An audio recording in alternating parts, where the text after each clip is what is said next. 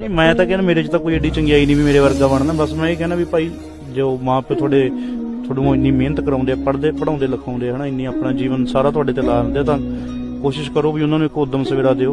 ते जिवें मैं आपदे माँ प्यो नूं एक चंगी जिंदगी दित्ती है, सब तो वड्डा मर्द सब तो वड्डा सूरमा ओही है जो आपदा घर सांभले। বাবা কই আছো? তাড়াতাড়ি চলে আসো। চিঙ্কি আমি তো চলে এসেছি। দেখো বাবা, বরফের নিচে দুইটা মাছ আটকেছে। বরফটা ভাঙার জন্য হাতুড়ি নিয়ে এসেছি। এবার বাড়ি দিয়ে আস্তে আস্তে বরফটা ভেঙে ফেলি। দেখতে তো অনেক বড় সাইজের মনে হচ্ছে।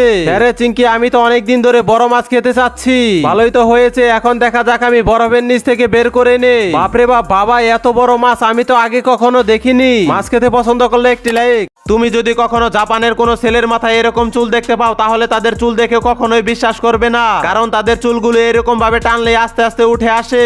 আবার জাপানের কিছু কিছু মেয়ে আছে যারা তাদের চুলের স্টাইল গুলো এমন ভাবে কাটে যেটা দেখে সকলেই অবাক হয়ে যায়। তাদের সৌন্দর্য বাড়ানোর জন্য হয়তো এই কাজটা করে। এখন তোমার মাথায় চুল থাকলে ভিডিওতে লাইক করো।